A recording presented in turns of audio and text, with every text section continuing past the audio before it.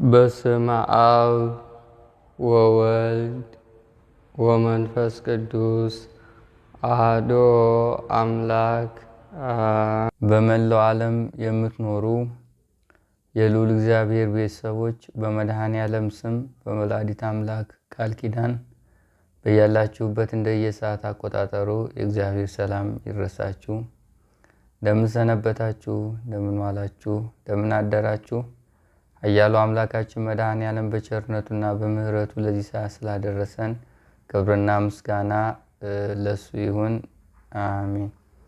ዛሬ እንደ መድኃኔዓለም ቸርነት የምንማማርበት የትምህርታችን ርዕስ የሚሆነው የትኛውም መተት ወደ ሰውነታችን ከገባ በኋላ የተላከበትን ትዕዛዝና የተሰጠውን መመሪያ ወደኛ ህይወት ውስጥ የሚፈጽምበትን ሶስት አቅጣጫዎች ነው የምናየው።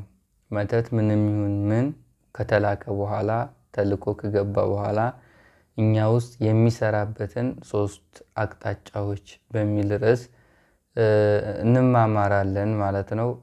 የቅዱሳንን ጉባኤ፣ የአባቶቻችንን ጉባኤ፣ የሐዋርያትን ጉባኤ የባረከ አምላክ የኛም የልጆቹን ጉባኤ ይባርክልን። እስከ መጨረሻው ድረስ ከኛ ጋር ይሁን። የሰማያዊ ኃይሉን አብዝቶልን ክፉን ኃይል የምናሸንፍበትና በስጋም በነፍስም ራሳችንን ችለን በመንፈሳዊ ጎዳና አስባርከን የምንኖርበትና የምንመራበትን የህይወት መርህ ለሁላችን እንዲያድለን እየተማጸን መርሃ ግብራችን እንጀምራለን።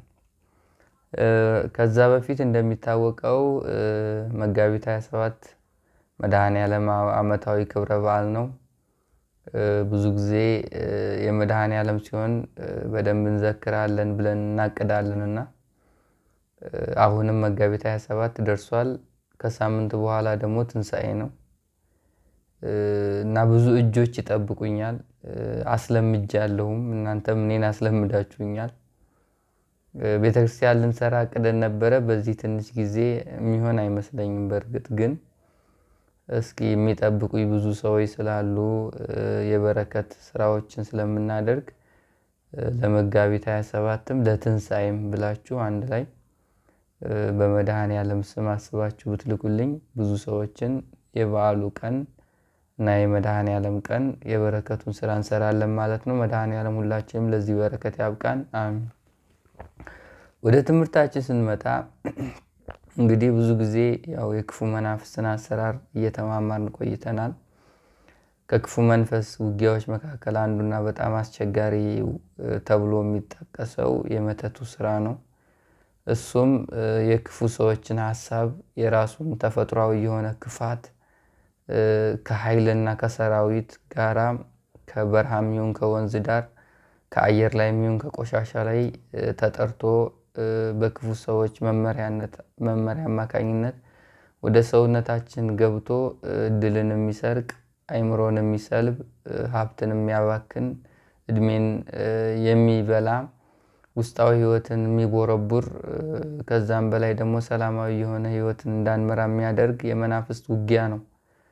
መተት ለየት የሚያደርገው በጣም ግብር ስለሚገበርለት ኃይለኛ የሆነ ከባድ የሚባል ቁጭትና ቅናት፣ ክፋትና ምቀኝነት ይዞ ነው ወደኛ ህይወት የሚመጣው። በዚህ አማካኝነት ከሱ ጋር ለመዋጋት የራሱ የሆነ ልምድ ያስፈልጋል፣ መንፈሳዊ ህይወት ያስፈልጋል፣ እውቀት ያስፈልጋል። ከዛም በላይ መተትን የምናሸንፍበት በቂ የሆነ የእምነት ኃይል ያስፈልገናል። እነዚህን እስካልያዝን ድረስ መተት በቀላሉ ወደ ህይወታችን ገብቶ የነበረንን ሰላም፣ የነበረንን የሀብት ደረጃ፣ የነበረንን እውቀት፣ የነበረንን ማንነት በአጠቃላይ በአንድ ጊዜ በትንሽ አካሄድ ሊንደው ይችላል ማለት ነው። በጣም አስቸጋሪ የመናፍስት ውጊያ ነው። ብዙ ሰዎችና ብዙ ትልልቅ የምንላቸው ከበርቴዎች ሳይቀሩ በዚህ ኃይል ሀብታቸውን፣ ንብረታቸውን፣ እውቀታቸውን፣ እድላቸውን፣ ገዳቸውን፣ ተስፋቸውን ከዛም በላይ ደግሞ ነፍሳቸውንና ህይወታቸውን ሳይቀር ተቀጭቷል በመተት። ብዙ ሰው ኢትዮጵያ ውስጥ በመተት ሙቷል። ያው በመናፍስት ነው አብዛኛው ህይወቱ የሚያልፈው፣ ግን በመተት ደግሞ ይበዛል። እና ይሄ የመተት ውጊያ ቀላል አይደለም። በጣም አስቸጋሪና ውስብስብ ያለ የክፋት ኃይል ነው ወደ ህይወታችን የሚገባው ተደራጅቶ ማለት ነው። ግን ይሄ መንፈስ ወደኛ ሲገባ ሊሰራ የሚችልበት መንገዶች አሉት። 3 ናቸው። እስኪ ወደ መጽሐፍ ቅዱስ እንምጣና የክፋትን ኃይል መጽሐፍ ቅዱስ እንዴት እንደሚገልጠው እናያለን። መዝሙረኛው ዳዊት መዝሙር 37:9 ላይ እንዲህ ይላል፣ ክፉ አድራጊዎች ይጠፋሉና እግዚአብሔርን ተስፋ የሚያደርጉ ግን ምድርን ይወርሳሉ ይላል። የዋሆች ምድርን ይወርሳሉ የሚልም ሌላ ክፍል ላይ አለ። ክፉ ሰው በባህሪው በመናፍስት የተሸነፈ ነው። ክፉ ሰው ህይወቱ በሙሉ ነገሮችን ሲያይ ሲያወርድ ሲያወጣ መደምደሚያው ክፋት ነው። አንድን ነገር ሊያደርግ ሲፈልግ መነሻው ክፋት ነው። አንድ ነገር ውስጥ ሲገባ ራስ ወዳድነትና የራስን ጥቅም ማስቀደም ላይ የሚያተኩር ነው። ቅናትና የዲያብሎስ ባህሪ ደግሞ በህይወቱ የሚገለጥለት አይነት ሰው። ክፉ ሰው ሁል ጊዜ መነሻ አለው፣ መጀመሪያ አለው፣ መጨረሻው ግን አያምርም። እና ሰዎች ከመንፈሳዊ ህይወትና እግዚአብሔርን ተስፋ ከማድረግ ሲወጡ ያላቸው አማራጭ ክፉ መሆኑ። እያወቁትም ሳያውቁ ክፉ ይሆናሉ። እያወቁትም ሳያውቁ ተገደውም ክፉ ይሆናሉ። እና ዛሬ ብዙ ሰው በራሱ ክፉ ከሆነው በላይ ዛሮቹ ክፉ ያደረጉት ይበልጣል። ጊዜው ክፉ ያደረገው ይበልጣል። መናፍስት አሸንፈውት ወደ ክፋት የገባ ይበልጣል። በመናፍስት ቁጥጥር ውስጥ ሆኖ ይሄን የመናፍስን ድምፅ ተከትሎ ክፉ ሰጋ ውስጥ ገብቶ ራሱን አጥፍቶ ሌላውን የሚያጠፋ ብዙ ነው። እና በየቤቱ አልፎ አልፎ በየቦታው ወይ ጣዖት አለ፣ ጣዖት ሚላክ አለ፣ ወይ አምልኮት አለ፣ ወይ ጥንቁልላ አለ፣ ወይ ዛር አለ፣ ወይ መተት አለ። ያናጋን ይኖራል። እንደ ሀገርም እንደ ወገንም እንደ ቤተ ክርስቲያንም የመተቱ ዓለም ትልቅ ፈተና ነው። ሀገር እንዳታድግ ትልልቅ ሰዎች እድላቸው ተወስዷል። ማህበረሰብ እንዳይሆን ይሄ መተቱን ጥንቁልናው ወደ ኑሮ ውስጥ ገብቷል። ቤተ ክርስቲያን ትልልቅ የሚባሉ ሰዎች ያላቸው እውቀትና ጸጋ በሙሉ ይሰለባል። ስለዚህ መተት በብዙ ጎዳና ይጎዳናል ማለት ነው። ግን ይሄን የሚያደርጉ ክፉ ሰዎች ራሱ ነው የሚያጠፋቸው። ተጠቅሞ ይጥላቸዋል። ምንም ጥቅም የለውም። መጽሐፈ ምሳሌ 6:16 ላይ እንዲህ የሚል ቃል አለ። እግዚአብሔር 6 ነገሮችን ይጠላል፣ 7ኛው ግን ነፍሱ ትጸየፈዋለች ይላል። ከዛ 6ቱን ይዘረዝራል። ምን? ትዕቢተኛ ዓይን፣ ሐሰተኛ ምላስ፣ ንጹሕ ደም የምታፈስ እጅ፣ ክፉ ሐሳብ እና የሚያበቅል ልብ፣ ወደ ክፉ የምትሮጥ እግር፣ በወንድማማቾች መካከል ጠብን የሚዘራ ይላል። እነዚህ የዲያብሎስ ባህሪያቶች ናቸው። እነዚህ በሙሉ በእግዚአብሔር የተጠሉ ናቸው። አዎ መጨረሻው ነፍሱ ትጸየፈዋለች የሚል በወንድማማቾች መካከል ጠብን የሚዘራ ይላል። ይሄ የሰይጣን ተግባሩ ነው። በተለይ መተት በቤተሰብ መካከል፣ በጓደኛ መካከል፣ በምትቀርቡት ሰው መካከል፣ ባላችሁ ሰዎች መካከል ጠብን መዝራት ነው።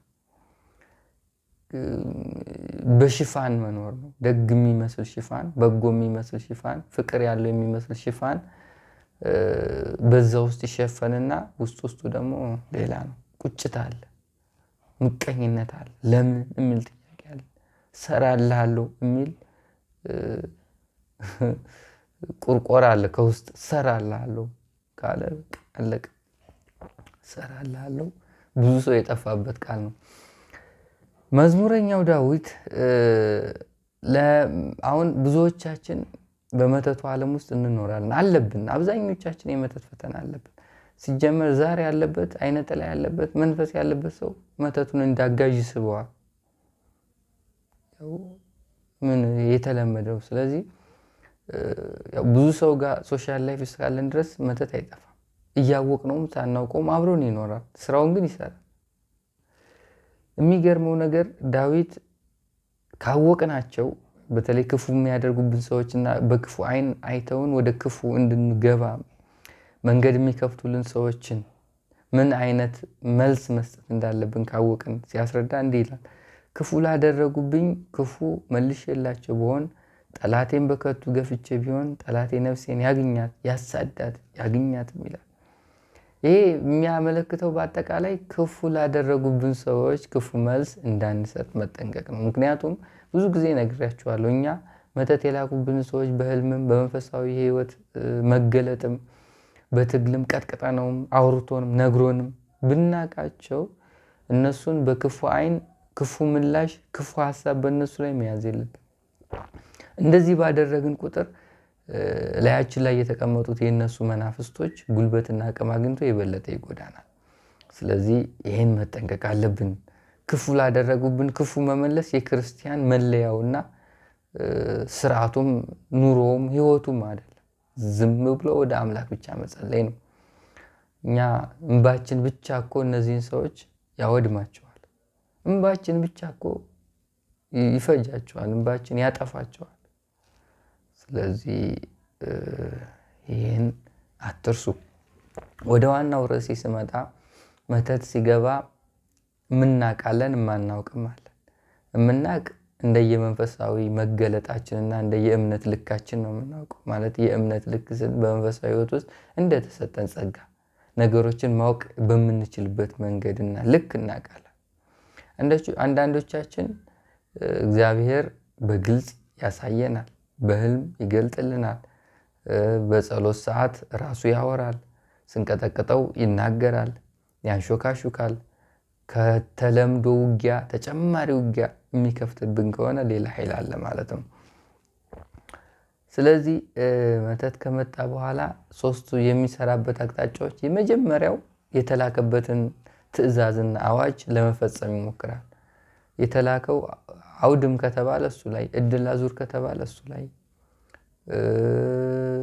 የሆነ አካሉን አጣም አጉድል ልሰር አጨልም ከተባለ እዛ ላይ አተኩሮ ይሰራል። የመጀመሪያው የውጊያ አቅጣጫ ነው፣ የተሰጠውን ትዕዛዝ መፈጸም። ይሄ የመጀመሪያው አቅጣጫ ነው። በቃ የትኛውም መተት በተለይ መንፈሳዊ ህይወት እስከሌለን ድረስ ስለመናፍስት ማናቅ ከሆነ በመንፈሳዊ ህይወትና በመናፍስት ውጊያ ላይ አቁም ብለን የምንገስጽበትን የእግዚአብሔርን ኃይል ካልያዝን እንደገባ ይሰራል። እድልን ይወስዳል፣ በረከትን ያጠፋል፣ ጤናን ያናጋል፣ የውስጥ ማንነትን ያበላሻል፣ ያፈዝሃል፣ አዚማም ያደርጋል፣ እውቀት ይነሳል፣ በረከት ይነሳል። ይህን ይሰራል። ይሄ መጀመሪያው ነው። ከዛ በተጨማሪ ይህን ማድረግ ካቃተውስ፣ አንዳንድ ይህን ማድረግ ያቅተዋል። እንዳያደርግ የሚያደርገው ታዲያ እኛ ጋር ያለው የእግዚአብሔር ኃይል ነው። ይህን ማድረግ ካቃተው ሁለተኛው አቅጣጫ የተሰጠውን ትዕዛዝ የተሰጠውን አዋጅ ለመፈጸም ጊዜ ይጠብቃል። ቁጭልና ጊዜ ይጠብቃል። የሚጠብቀው ጊዜ ታዲያ አንተ ጸሎቱን እስክትተው ድረስ፣ ስግደቱን እስክታቆም ድረስ፣ መንፈሳዊ ህይወት እስክትዝል ድረስ፣ እስክትሰንፍ ድረስ በተለያዩ አቅጣጫዎች ውስጥ ሆነ ያለህን መንፈሳዊ ጊዜያቶች በሙሉ እስክታባክን ድረስ ይጠብቃል። ቁጭ ብሎ ይጠብቃል። ስራው አይደል ስራዬ ብሎ ይጠብቃል። መስራት ሲያቅተው ነው። ይሄ እንዳይሰራ የሚያደርገው ታዲያ ውስጥ ያለው የእግዚአብሔር ኃይል ነው። የአምልኮትህ ውጤት ነው። የጸሎትህ ስጦታ ነው። እግዚአብሔርን መርጠህ ጊዜ ለሱ ሰጠህ በበረከት በኩል ለመጓዝ ወሳኝ የሆነ አቋምና የእምነትን ፍላጎት ስላለ ነው። በእምነቱ ላይ እየኖርክ ስለሆነ እምነቱን እንደ አንድ የኑሮ የህይወት አካል አገር ስላኖርክ አይነካም።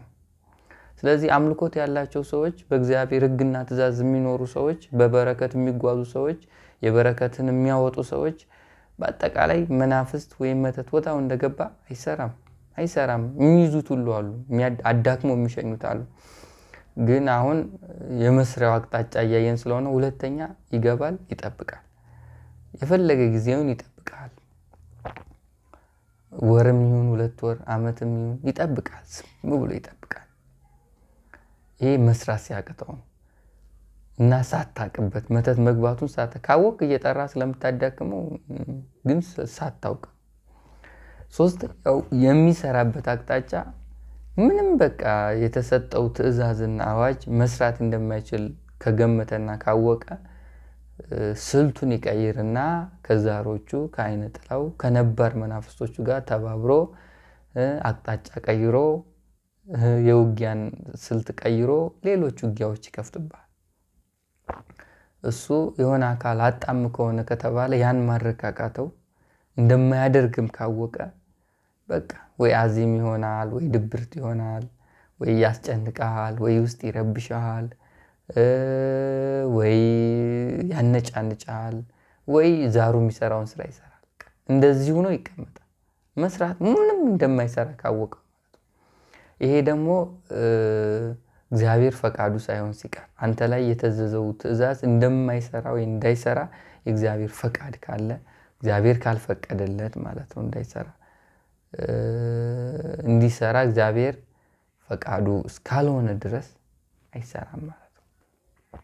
ስለዚህ ብዙ መተቶች ገብተው አቅጣጫቸውን ቀይረው የዛሩን ስራ ይሰራሉ፣ የአይነ ጥላውን ስራ ይሰራሉ፣ ይረብሻሉ፣ በጸሎት ሰዓት ይረብሻሉ፣ በመንፈሳዊ